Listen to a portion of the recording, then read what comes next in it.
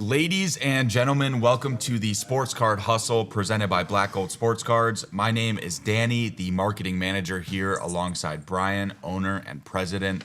Today we are joined by a longtime supporter. You can find him streaming occasionally on Whatnot and collecting Ronald Acuna cards.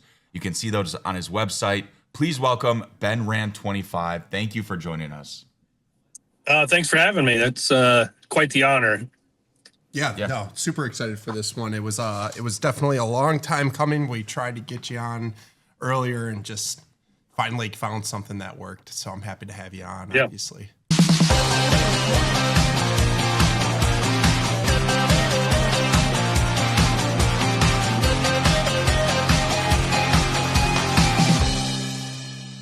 Yeah. Thanks for having me. I've always enjoyed your guys' content, and specifically, Black Gold Sports Cards. Bryan and the team do an amazing job. So yeah, for those that don't know Ben goes long back. Like Ben is like one of the collectors that supports other people, jumps in, breaks. A true hobbyist. Seriously, like when I say true hobbyist, like very true hobbyist. So he jumps in, breaks. Not because of really the flipping that goes along with it. He's chasing his guys. He's literally chasing the guys that he loves. I'm sure Ben wants to make back some of his money. So he also does like single shows on Whatnot. So for those that follow us at Black Gold, make sure you guys check out Ben Rand's single shows. Just wanted to throw that out there for everybody. Anyways. Yeah, to me, sometimes the term hobby is kind of used loosely in a world of, it's a business at some side. But yeah, I am a true hobbyist, so that means a lot to me that you acknowledge that side of it, because I do take pride in, being a true hobbyist and going to sports local shows and things like that, along with having my show on Whatnot. And it all started because I was in breaks with you guys and everybody else. I was like, man, I need an outlet to get rid of some of these cards. 100%. And it was fun for me. And, going on 3 years now. So it's been a quick 3 years for me on Whatnot. So it's fun. Yeah. When you're spending money, obviously there has to be some sort of outlet in order to keep the fun part of the hobby going towards, right? I mean, obviously, it's really hard to stay active in the breaks and into the hobby if you're not obviously getting rid of the items that you just don't want. So I totally understand. Like people say, oh, well, you're a seller. Well, yeah, I mean, yeah, I am. But that doesn't mean that I'm not a hobbyist. It just means that I want to continue to buy into breaks and enjoy or buy cards that you want at a show. It's not feasible to just, for most people at least. I mean, there might be some collectors that can just like obviously do this at not really. I mean, I don't know, at the pace that we go. You know what I'm saying, Ben? Like people. You've blown up for what you guys have been doing, which is a great job for you. Because I remember you guys just breaking on Whatnot. Now all of a sudden you guys are on all platforms. You've got a whole crew of people. Where me, it's just myself. I do it for fun. It's an outlet from my day-to-day job to where I can have fun on the weekends and run an hour and a half, 2 hour stream, sell 50 cards and move on. I do it for fun. Yep. Where you're doing it. You're supplying food for people's families, and it's a different pressure for you versus me. Yeah, now it is. I did start, though, which is weird how you say it like that. I did start like you, though, at one point. I was jumping into breaks on Facebook. This is before Whatnot existed, by the way, on Facebook. And I was jumping in breaks. I don't jump into breaks on Facebook anymore when there's these apps. Obviously, it's way easier. Just, screw that. I'm going to go onto the app and do that now. But back in the day, I would jump on Facebook, join breaks, and I was buying so much that I had to start selling. And that led to grading your cards, flipping them. Then Whatnot existed, got on there, started selling singles and breaks. Obviously, I had to get my money back, and that led to one thing to another, which led to a company, which led to now putting, food on people's plates. So now it's obviously, but it's still a hobby to me in the end, whether people want to believe it or not. So I really do appreciate when I see people like Ben. Ben is meant more than, like, he's a friend to me, but because I don't know, I feel like I have so many common similarities with him, just seeing him as a customer, that it engages me to like him just because of that aspect about Ben. And I could talk to him for the whole day about the hobby, honestly. We've had many conversations in the past. I know I'm busy. I know he's busy, so we don't always get to catch up all the time. But when we do catch up, it's always great to talk. Anyways, let's go into our first segment. We could talk about how far for hours. We could talk about how far Ben and I go back for the whole show. But let's get into it. No, I like that. And I do have some questions on that as well a little later. But just to start out, I mean, we always like to get a little background. Like, what do you do for a living? How did you get started collecting? And how has that kind of evolved for you over these past few years? All right. So first, what I do for a living, I am a director of manufacturing for an RV company. So we essentially build RVs, so campers, towable fifth wheels and travel trailers. So I've been doing that for quite a few years. So now I'm the director of the manufacturing. So I oversee a little over 600 people that work kind of underneath me is in the manufacturing side. But as far as collecting, just kind of like everybody, you start as a kid, then you kind of grow out of it, then you get back into it. I just got the itch, and buying and selling cards and getting into breaks just kind of made me a little bit hungry. I was like, all right, this is fun, enjoyable, and that's kind of why I haven't really grown. I'm at that cusp of like, do I get a sports card shop? Do I not? Like, do I want to devote that much time and effort? Because it's a lot, as Bryan can attest to own a shop. And right now it's still fun for me, and I don't want it to turn into the job, I guess. I always want it to be fun. 100%. No, that makes a lot of sense. I think you do well if you did decide to pursue that, just based on the brief interaction and the words that Bryan's saying. Like, so my question to you is would you keep your current, and you don't need to say this publicly or not, would you, is what holding you back is that you don't want to lose your current job? No, I'm not too worried about my current job at all. I'm confident in what I do there. It's not about that. It's just devoting even more time that I just don't have with that. And my daughter's 15, playing travel volleyball right now, and that's why I haven't even been streaming here a lot lately, because I've always told her she's first over 100%. Anything else. So making family first. And Bryan, you got the young ones now too, so it's a tough juggle, and I just don't know if I want to dive down that path. That's kind of my retirement job, if you will. I think I will, once I slow down a little bit, I might need something to do. And that's kind of why I started doing this originally, kind of was giving me something to do on my down days, or something, instead of just going out to, bars or bar hopping like something you used to do when you were younger. Stuff. I was like, I needed something to fill that little bit of a void. And this kind of does it for me. Is all right, I can get on Whatnot or Fanatics Live or any of them, really. And just get on there and watch and get into breaks and enjoy it. Yeah, 100%. Absolutely. So then when it comes to your collection and what you actually collect, is it all typically Braves stuff? No, I collect a lot of classic kind of cards, between excuse me, the 89 Griffey Upper Deck to the Tony Gwynn's rookie, Ricky Anderson's rookie, all the iconic baseball rookie cards. I got a collection of those, all of Hank Aaron's playing day cards, all his Topps cards and his Bowman's. But yeah, mostly Braves. A huge Ronald Acuna fan. Got a lot of Ronald Acuna cards. I actually started a website just to kind of show off my collection, because everybody always asks me. I started benran25.com. I've been playing with it. Everything I've done is self-taught. So even doing this website, it was self-taught. I just did it myself on a whim one night. I was sitting in my card room. I was like, you know what? I wonder what it would take. And it's surprisingly easier than I thought. Yeah. So then with that website, like Bryan said, we were both checking it out.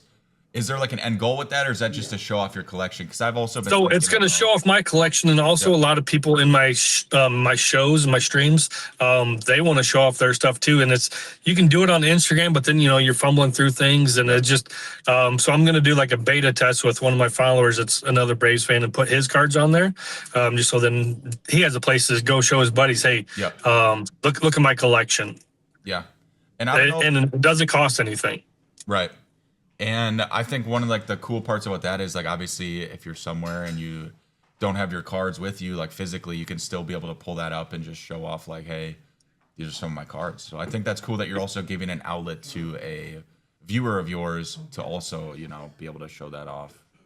And there's also, when I was playing with it, a way to buy, sell, and trade, or well, not trade. There, you can sell on the app, and it's automatic functions. I was playing around with that, and that way, if somebody would upload a card, and they can sell it. It's kind of like, I haven't dug too much into like Burbank cards. I know they do something similar to that with their storefront. They're live with each other. You can buy it online or in their storefront. So it's kind of similar to that, but I just don't want to get into the buying and selling on that yet. Yeah. Yeah, that'll take some time, and then obviously you're gonna have to invest some more money into it with like the search engine optimization and the customability of purchasing.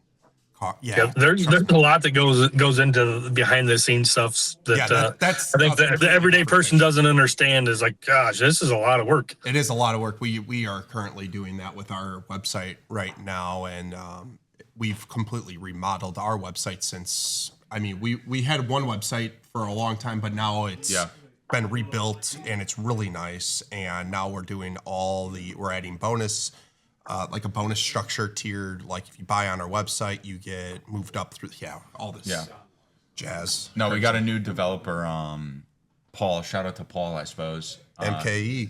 Yeah, he's doing MKE Digital. Is that his? I don't know. Salutations, brother. Yeah, he always says salutations. He's a great guy, but he's smartest dude ever. Yeah, he's like a wizard with all that stuff. So then Oh, it's crazy. When you get the right guy that knows what they're doing on a computer, it's dangerous. It is. It's scary because this guy is speaking a different language. Especially with a lot of this AI stuff coming out too. Like he's utilizing and integrating all these AI tools, and it's cool to watch, cool to hear about. I don't understand half the stuff he's saying. Yeah, that's why I send it. Whenever he comes in and speaks, I just say, I'll hand this one off to Danny.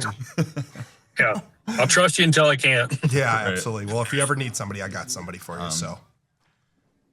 So one thing I saw too, I was looking through the content on your Instagram, and I thought it's high quality. It's like you do the captions and everything too.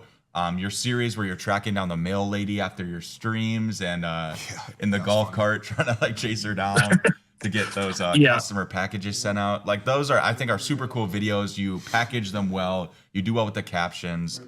Is that something you want to do more of? Because it seems like it's just like a occasional. Well, being in the Midwest, the weather is kind of dictates me being on the golf cart. Yep. But it all kind of started with, I'm able to control everything that I do, and that is shipping. Since I'm a one-man band, it's shipping and getting out as fast as humanly possible. So that's kind of why I started doing the tracking down the mail lady videos, is just to prove that as soon as I finish a show, I start shipping. And, I live in a small town of 2,500 people.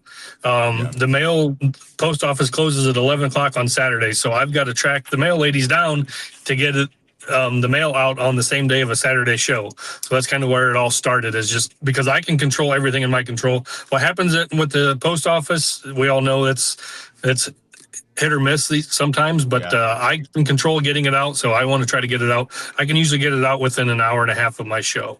So what packaged into their hands to start making videos of that too? Because I think that's a cool thing to capture. I think it's entertaining. Like it was fun videos to watch.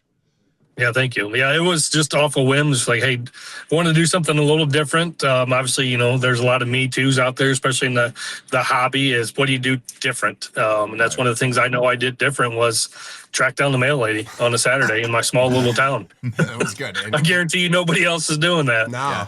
It's cool to see. You even went to like your local golf course to hand drop off a package for somebody. Yep, one of the kids up at the golf course, he buys from me every now and then, and it was local pickup, so I just drove right over there to him. That's funny. No, that's sweet. Do you have any? So I also saw the videos of you going up to some of the booths at the National, even our booth. That's before I was with the company, but it was cool to see all of our guys there, and then. Oh yeah. Once again, like, do you plan on making more diverse content like that, or is it just whenever it kind of strikes you as like, hey, I'm trying to. It's just I'm actually, so my nephew did all my video editing, and he still does some, but it's just the time like it takes to do everything. Being a one man, I'm learning how to do the editing on my own, using the same stuff he uses. But he kind of ran out of time. His job came before that. It was just, he was helping me out because he's a video editor, does a lot of other stuff. So he was just kind of helping me out, trying to show me the ropes, but I still haven't found the time to do it so much myself. But obviously, yeah, long term, I would love to, but I want to do something that's just unique, and it's hard to set yourself apart from everybody else when it is such a small niche. Card shows are card shows. Right. Just actually had a big card show here, the Shipshewana Card Fest, which was huge card show for us, and it's 7 minutes from my door to door. I drive 7 minutes to one of the biggest card shows in the country, so I'm very fortunate there. So that's where some of my video I've been working on is that show. Nice. That'll be sweet.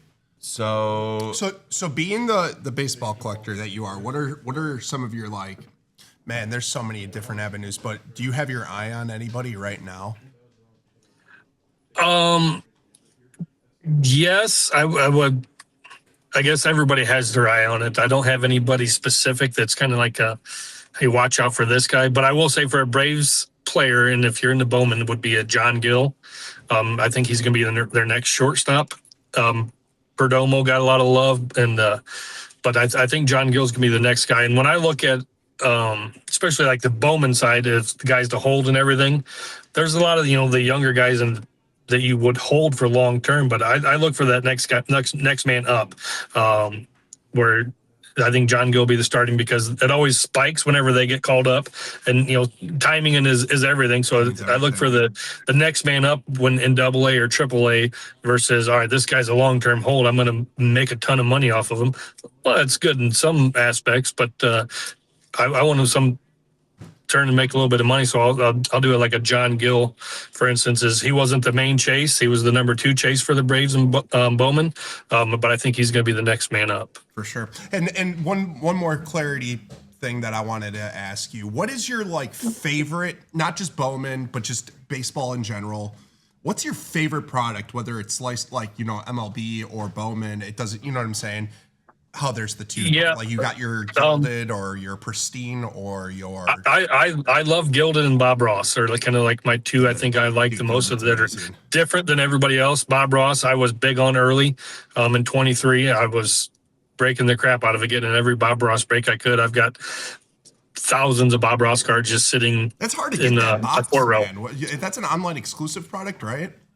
Yeah. Yeah, that's hard to get. Yeah, and it's sold out this year. I tried to get a case, and it sold out in 5 seconds. Yeah, dude. How is that even possible, It's nuts. But I've always wondered. I like Bob Ross. Topps website. And Bob Ross was from Indiana, so when I was a kid, we were home from school and always watching Bob Ross because we got 3 channels to pick from, and Bob Ross was one of the 3 when you're home from school, and he's from Muncie, Indiana, so it's kind of a local feel for me. Crazy. I didn't know that. I didn't know Bob Ross was from Indiana. Yep. Crazy. Yeah, learn something. I love new. Bob Ross. Yeah, you learn something new every day. Yeah. I know Jason also is a big Bob Ross. Yeah, Jason loves. Yeah, so we have I don't think he was at this last national, so you didn't get to meet him. But I have one other owner. He's like a private investor. He does a lot of our content. Jason, he loves Bob Ross. He buys into. He's Golden Goose. No, not him. Oh, I was there. The goose is loose. The Golden Goose, he was our company buyer for 3-4 years. We actually just recently kind of parted ways, just due to the fact that as we got the shop or whatever, we didn't need an outside buyer necessarily, just because we have so much volume now with that's the nice thing about a card shop, is that we have an obligation to provide to the community to buy cards, obviously, now. So with that being said, the budget just wasn't there to have an outside buyer as well, since more than we had thought comes just directly through the shop doors now. That was one of the, when I look at, maybe potentially starting a card shop, is that aspect, is because I can't imagine how many people come into you thinking that they're sitting on a gold mine of wax era stuff, thinking that they're just going to retire coming into your shop. Seriously, how much just comes in, sorry, it's nothing. This is the junk wax era, and everybody has this, unfortunately, and some people take it very nicely, and some people are honestly devastated, think that we're telling them to go, telling them to go screw themselves, and it's not that in any possible way. I'm just no, I'm sorry. It's just not worth anything. Yeah, they just don't understand. They're we're just going elsewhere. And I'm like, I'll tell you the same thing. good luck. Yeah. Yeah.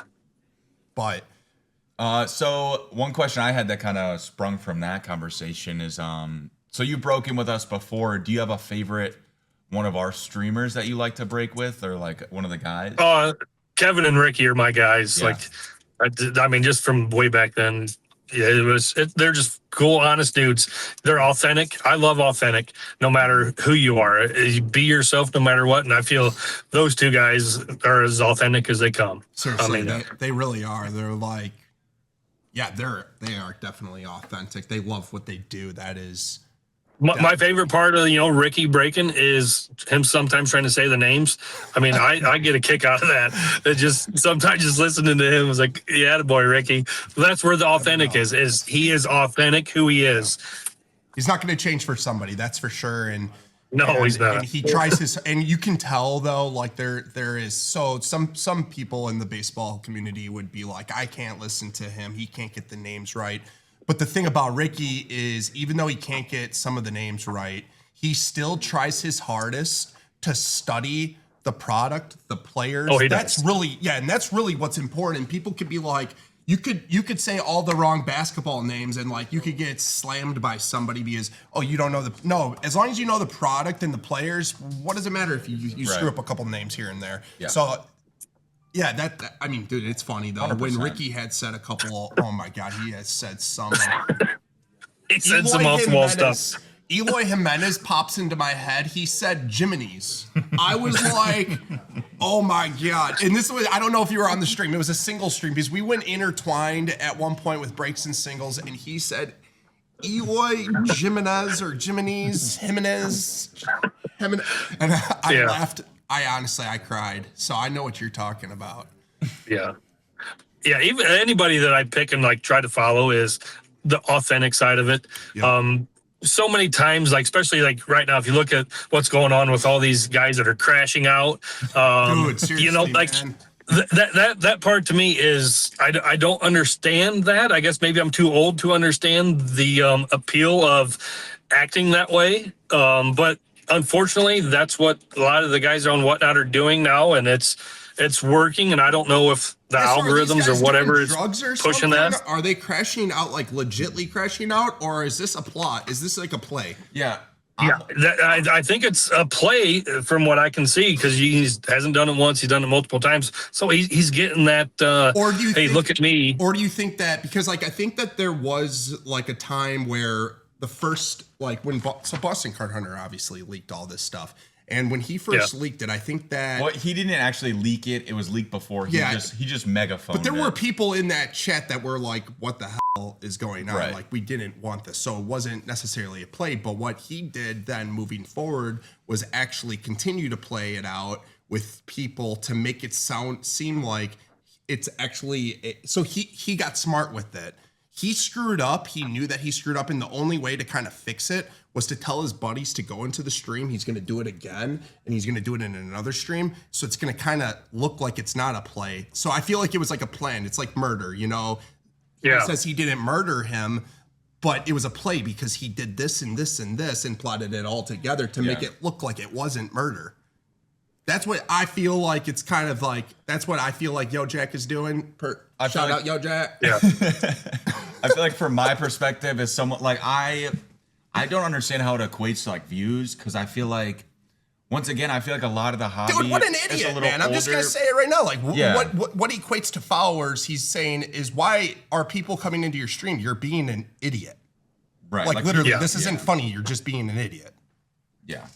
And we Then you question like his followers, right? Like if everybody's chasing these followers, which I don't get. Like I do a decent job on Whatnot with followers and stuff, but I don't chase We heard followers. that this I dude's chase having a good time, debut having a good Sports show. Cards brother. So does that hurt debut? Probably. You would think it would, but I don't think it does. Yeah. So do you think Whatnot funds these people? So also Well, he's like, what's your permabanned take? now. Obviously, we hear like a lot of like, there's a lot of people speaking about Whatnot, not in the highest way right now. Like Whatnot's not giving us people in our stream. yeah. Is there even an algorithm, like a true algorithm on Whatnot, or is it made up? I don't know that to be factual or not. I can't attest that. I haven't spoken to a single person at Whatnot in my 3 years. I I just think been it's fake. doing it, and I don't even know how it works. Nobody's ever contacted me, email, not a hi, Well, hello, not how you even- doing? Are you serious? Nothing. Not one time. You? I would be. Yeah. That's shameful. Whatnot? Come on. You Yeah, got one of like your I got best 13,000 flyers. followers, and I haven't even got. I've reached out to them. Not a hey, how you doing? You Wow. doing good? No, nothing. That's actually wild, Ben. I can't believe. Yeah, it's believe ridiculous. That's crazy, man. Yeah, like on my Saturday shows, I get 50 to 100 people on And a they Saturday haven't morning reached out to just you hanging out. one time. Yeah, it's kind of crazy. That is crazy, actually. Wow. But hey, good for you for 50 to 100 without one person. That's amazing, dude. Congratulations. Yeah, like so I don't know the algorithm side of it. I'm sure there is. I'm sure there's a button they can push to push things down or whatever. But Yeah. you know, I've been fortunate and I'm okay with what I do. I put it on an honest show. People I think can trust me. No, 100%. And I think that beats any algorithm. At least it does for me personally. I don't care about all that other stuff. Like I can, like I said earlier, I can control what I do. Yep. And I feel like- I'm okay with all of that. I feel like that's the reason why you like deserve more of a spotlight, as some of these guys yelling, shouting, like being like hungry for. I do know Whatnot whatever it wants is. you to put it in mags, and I will not put a card in a mag or ship a card in a mag just because of damages on the cards. If Right. you know you've ever shipped anything, you know how mags We the stopped cards doing slip out that. of them. We did do that for a while, but we've actually we don't do that either anymore. So everything is either in a card saver with a sleeve, obviously a sleeve first, then card saver, or sleeve then top load. So I agree fully with you. I am partially to blame for that whole magnetic one touch. Yeah, I'm not going to say I started. They look great. They look great to show off and everything, but On one- the shipping side of it, I don't see what the value is of shipping in them. Just because they slip and fall. If you're looking at grading cards, I wouldn't want to receive a Yeah, card it gets in a all mag. stretched in up, the like mail. it automatically eliminate that card from going to grading, automatically eliminate that card probably being in good shape. You know, there's probably some sort of dings in it, scratches. Just know that you're probably buying a crappy card if it's in a one touch. Yeah, so I just don't like that. Even if I do sell a card, I'll tell the guy that buys it, hey, I will still sell you this mag, but I'm going to ship it to you in a sleeve and a top loader or a card saver. Yep, absolutely. I agree with you there. Now, I want to mention something. So your Instagram bio says that you're selling cards with your daughter. How enjoyable is that for you to be able to have her involved in this hobby as well? Well, she's kind of gotten out of it here lately because, you know, life happens to her. You know, she's a 15-year-old girl, playing travel volleyball, you know, so she's got practice a few times a week and weekends right now, or it's volleyball season for the travel world. So, she's kind of gotten out of it a little bit. She still helps me come down and ship. She'll get on like 5-10 minutes with my show at the end, you know, talk to people, say hi and things like that. But she'll always come down and help me do the shipping side of it. But yeah, as far as the hobby side of it, she's kind of drifting away. But I mean, I did too when I was that age. Yeah. Right. Yeah, you got some pretty important, like, you know, life is moving forward when you're that age, and there's so many different exciting things that are happening. It's hard to just focus on cards, to be completely honest. But she might regain that love, you know, later in the 20s or after college, you know, when things start. Well, I just kind of used it to show her, like, you can literally do anything you put your mind to. Like, even with me, like a couple years ago, I wasn't even really doing anything with cards, and all of a sudden I became a streamer on Whatnot. I'm doing some social media stuff. I started the website all because I put my mind to it, and you can literally make something out of nothing. 100%. Doesn't matter what it is. I was passionate about baseball cards, so I was like, I'm gonna just go full bore with it. Yeah. It's fun too. So it's not like it's like it is. Sure, you can call it work, but man, it's fun, dude. It's something that's actually fun. Yeah, and it truly is. I mean, you know, even like, you know, everybody at work I talk to about it, like, it's little cardboard and it sells for that. It's like, yes, the value in these little cardboard pieces are just crazy ridiculous. I know my wife still says that to me today, but she's kind of gotten over that it's Same, yeah. you know what I'm My saying? girlfriend's like she's getting down to it. Like she knows all the lingo now too. Nice. So she's actually sharing it with her boss right now. Her boss is into baseball cards too, and they were messaging each other last night about he asked what my personal collection was, and she goes PC, and so she's like, "How do you know what that is?" Because she's paying attention. Yeah, getting the lingo down. There's so many different slang words, and in the hobby, it's funny. No, I think I have almost all of them down now. Yeah. So Danny started the hobby. He knew sports, but he didn't know like necessarily sports cards. And this was what 5 months ago. 5 months ago. Yeah, he's been with the company for 5 months, and honestly, Danny's learned like, man, I felt like his transition into the hobby was super easy, and he's picked up on things like super fast. And that's good. I mean, that's good for him. So yeah. Well, yeah, because I mean, like you guys crash just course. said, it's pretty fun. You know, it's fun to learn about. It's fun to understand the nuance. It's crazy to see how much money is inside of a piece of cardboard. Yeah. Yeah. That's really like the main. Yeah, but then outside of that, even like the drama between some of these companies, how the consumer base is feeling about these new products coming out, the licenses being switched back and forth. Yeah. So like, where do you see the hobby right now, Ben? Like, if you had to look at it from like, since Topps and Fanatics are taking over all the base, like, that baseball, football, basketball, has anything, you've been around for a while.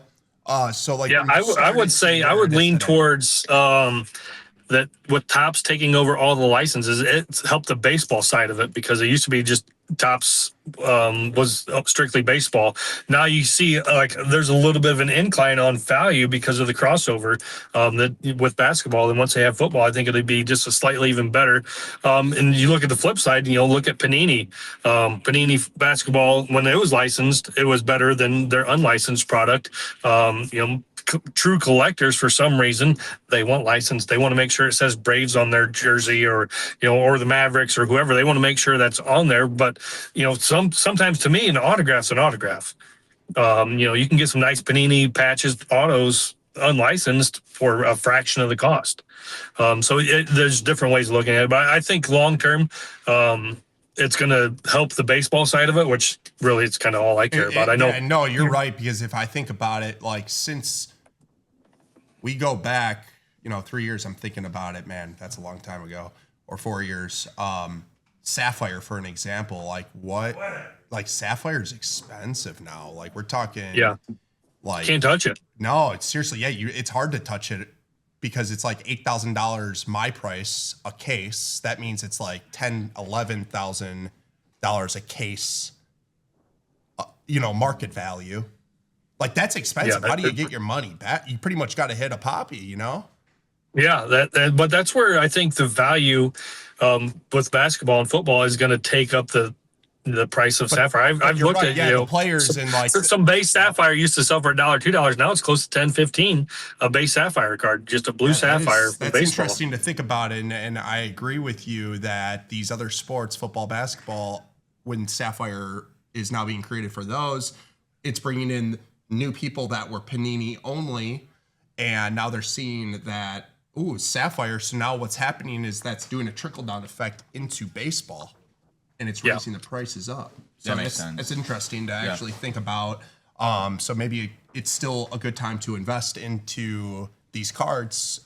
Maybe we haven't hit the peak, because football obviously has not come out yet. So I think that we're going to see a little bit more of a spike probably. Don't take my I always classify the sports cards as different. There's football and basketball, and now like baseball is separate. But now I think with Fanatics taking over all of them, they're all going to be intertwined. I think the value is all going to like go up together. Yeah. Instead of split, like they were split. Like baseball was always down here and going like now. I think they're going to be a lot closer together, going up together at the same time. I agree with you, and I also believe with like Shohei Ohtani emerging, Aaron Judge, look at what he's doing. I also believe that football and basketball collectors are seeing those two names, which is now also helping just baseball in general move up in market value. Yeah. So I know that you do singles, and on single streams, a lot of like debates come up during single streams, or a lot of different conversations from good hobby collectors. What are some of those best conversations that you've had lately with that, like those that join your streams?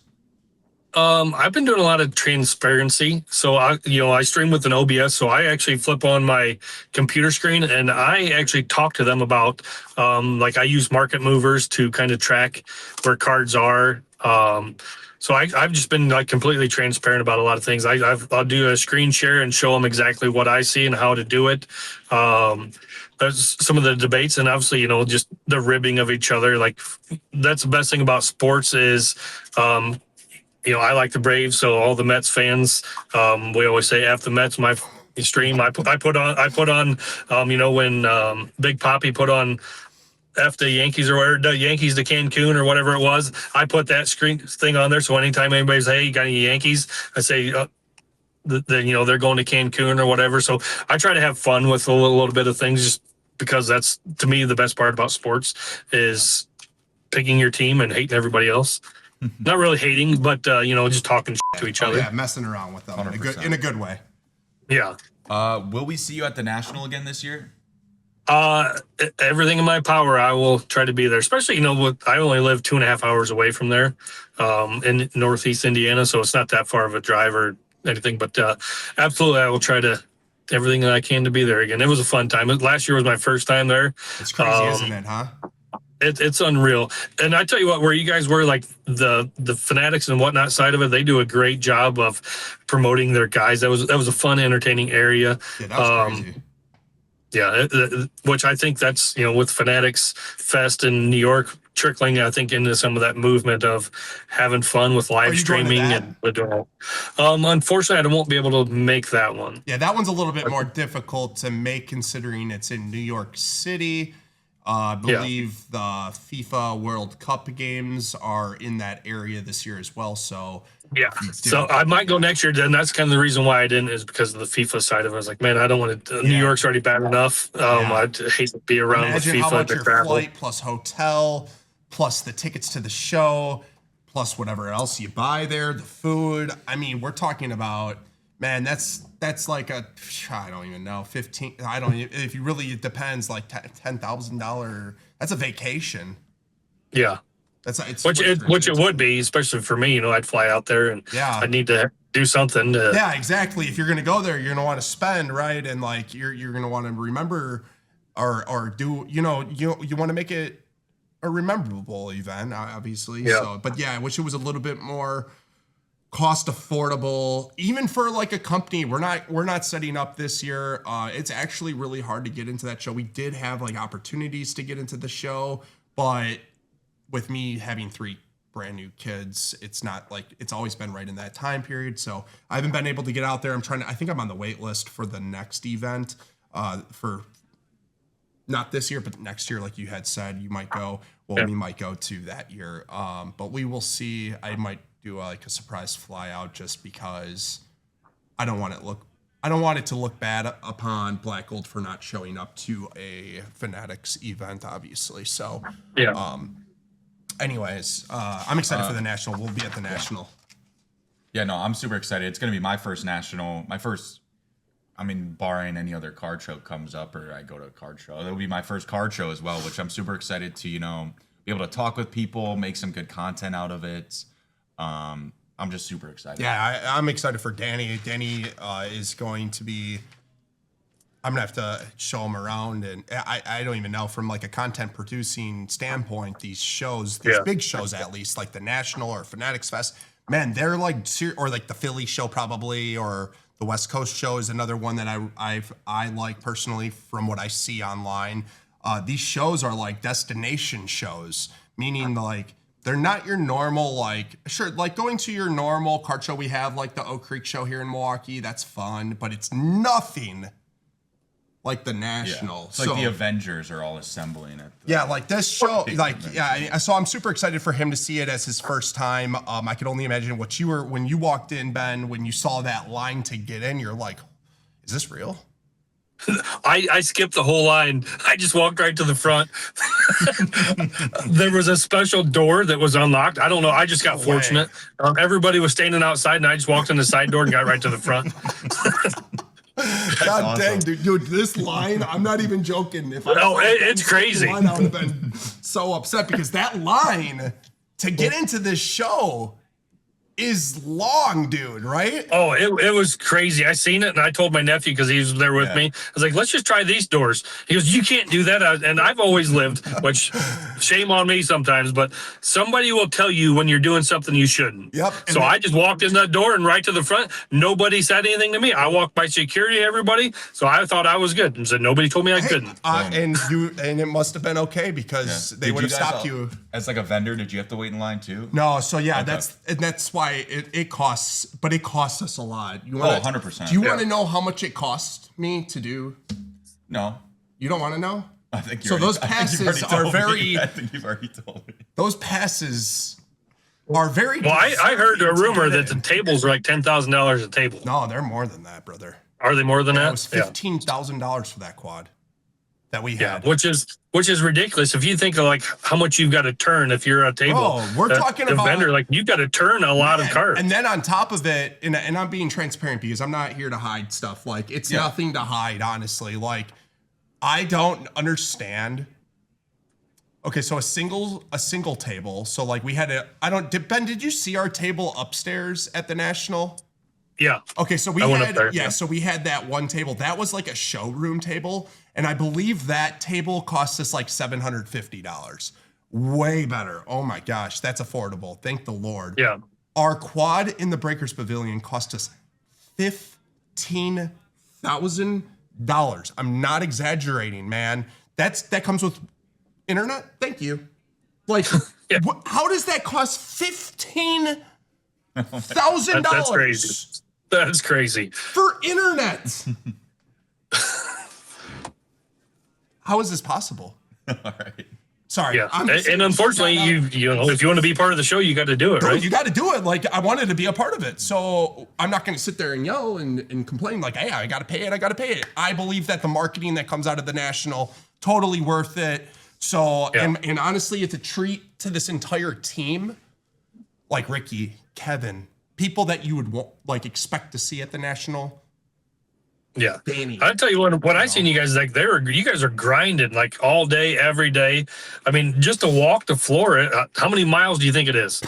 Like Man, if you went dude. table to table, just You going in that, every table? Yeah, if you started at one table and literally walked up, walked the other side, walked up, you know, and did it, I mean, man. I bet you close to 15 miles would be my guess. It's big, dude. When you see this, Danny, you're gonna be like, man, this is crazy. Like, that is crazy. There is a lot of stuff going on, and then you got the whole corporate section. You got the whole showroom, multiple showrooms for tables, and there's like 1, 2, 3, 4 different areas, just showroom tables, cards, collections from normal people. Then you have the corporate area. Then you have the breakers and whatnot. And Is there food there?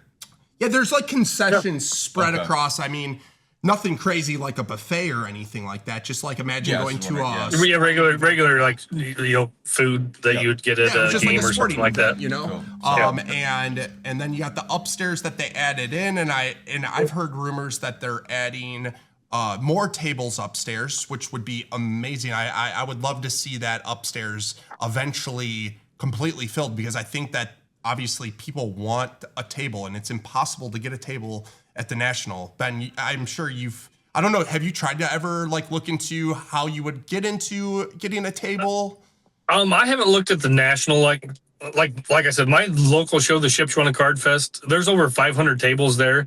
I mean, I'm That's a nice spoiled show, by the way. when it comes to that. Like, if you want to look at a nice up and coming show, I mean, that's the Shipshewana Card Fest is phenomenal. There was, I think, over 7,000 people in the door Saturday, so it was crazy. Like, so that's to me is kind of my national is my local show. Yeah. I think Willy never changed our sign from closed to open, and somebody just came in poking their head through the doors, and he's about to leave now. Wow, Willy, way to do your job. You have one job, Willy. He had one job, and he just totally screwed that up. Dude's like literally, whatever. Willy, go chase them down. Bro. I'm sorry. I had to say something. We're in the You're all yeah, right. my bad. I'm like looking. I'm like, do I do I leave this right now? I'm like, geez. All right. Anyways, back on topic here. Yeah, I think we've covered a lot of stuff. I'll just tap the top again. See, how did they do that in sync? That's crazy. Yeah, that is crazy. Because there shouldn't be a limit. Sorry, GoPro. Yeah, we're still learning. Just like you are, we're still learning this stuff. It's not IT. Well, this shouldn't even be learned. Little... This should not happen. So yeah, so that's just super weird. Like we're using these GoPros. That's and they just beep and yell at us. And they like stopped like recording randomly. Yeah. I don't know. So it's weird. But, yeah, I know. Like if you've seen my setup, like I have. I think I've seen it before. Yeah, I've seen it. Three computers running, 9 monitors. Projection screen. Dude's got all sorts of stuff. Channels up while he's streaming. He's got like, for an example, he had like us cake. I've seen, dude, and I was like, man, that sounds like it's Ben, man. I was like, no way, that's awesome. He's got Throne, he's got KK. Got I have a triple monitor at home, so I'm always like, I feel like Iron Man with Jarvis, like always looking at every screen. It's like to me, like that's peaceful to me. Is I don't know how my brain's wired. I'm Brian. I know you're high strung too. Is the chaos controls me or something. Like it just calms me. It's like we're watching everything. No, I agree. I'm just like that, and I'm like you in a lot of different crazy ways. I think it's awesome though. Now, we have been rolling for a while. We always ask this question to every single guest.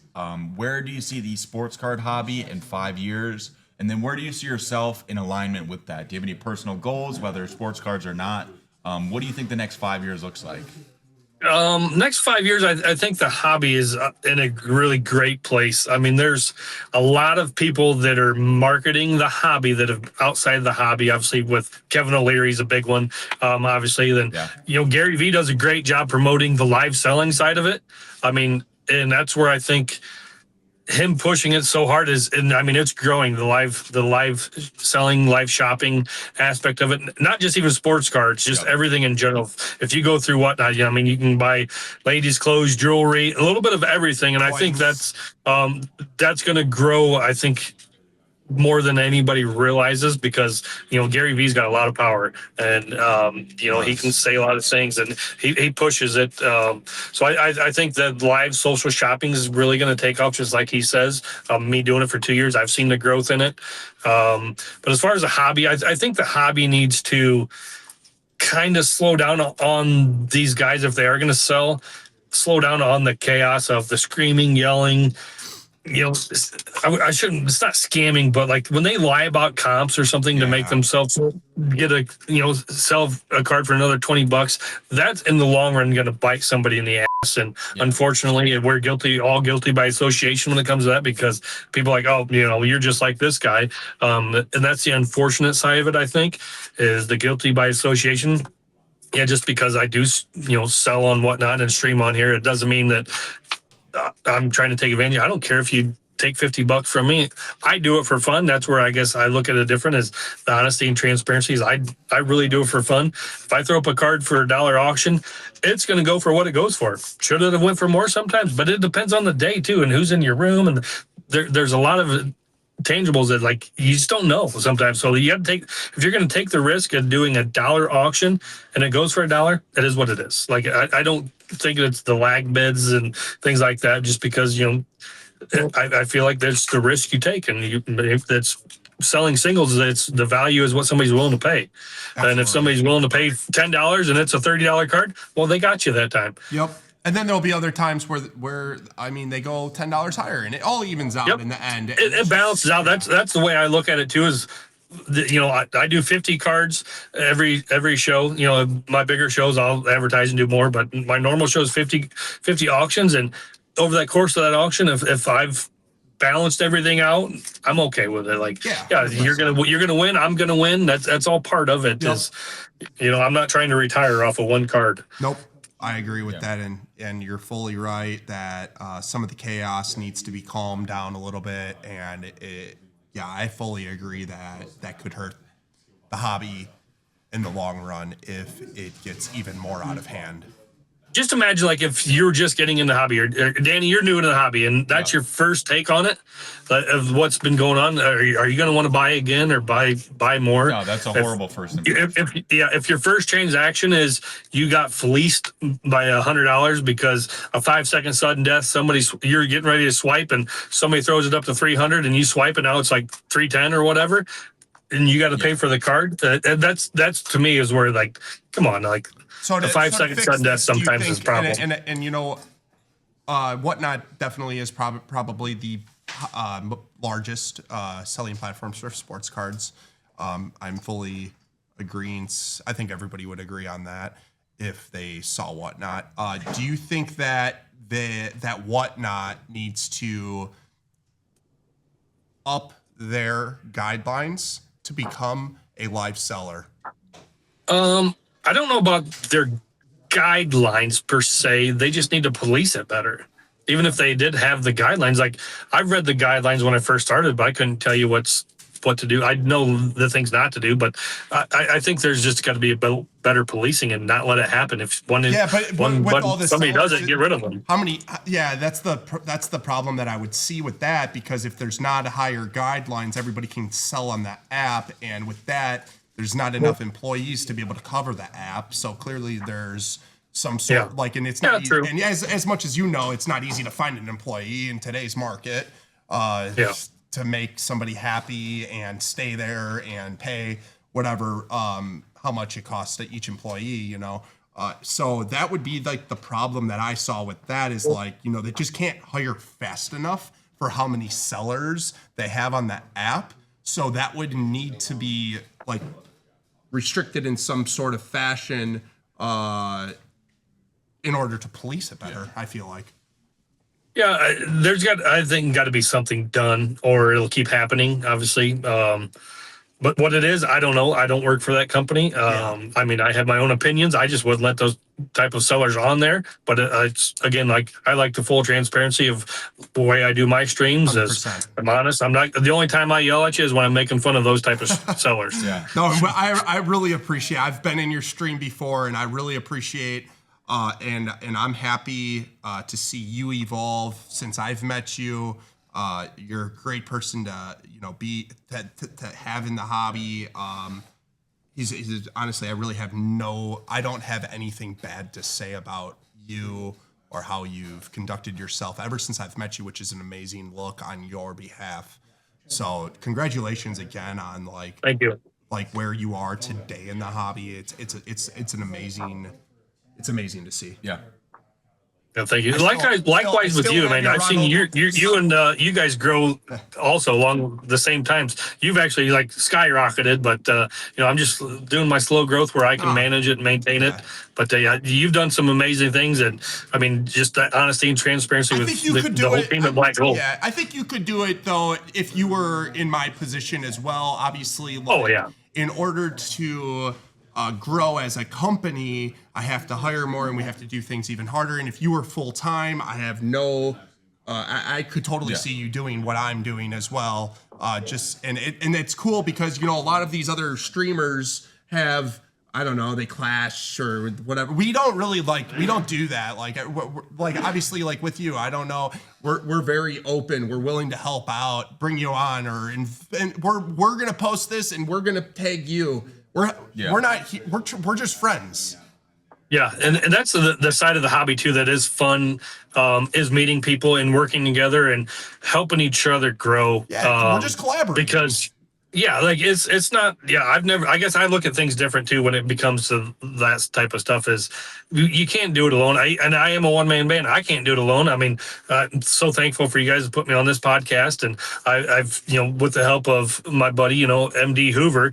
He helped me. He's the one that pushed me into doing it originally. So I always give him a shout out on all my shows, making sure everybody shares the show to him so his phone blows up. That's awesome, man. See, and that's what it's about. Yeah, 100%. So with that, I will let you. Well, with that being said, we really do appreciate your time. It was nice, on my end, meeting you and being able to talk with you and hear your side of how you got to where you are. And he says it like that because I've talked to him about who you are. Yeah, he's he wanted to get you on for a while. I appreciate you, Ben. Yeah. No, thank you. I appreciate you guys. I mean, it does mean a lot to me to be on your guys' show. But I look forward to watching each one of them. I even grew my mustache out for you because you had that big bushy mustache. So I was like, I'm gonna grow a mustache out. Dude, I was looking like the other day just at our old Dude, that podcast. got really long. It's like you don't realize in the moment, but looking back, I'm like, wow, it looked like I didn't realize it. Dude, it was an epic stash. Like, you did a great job, Brian. Thanks. I should grow it back.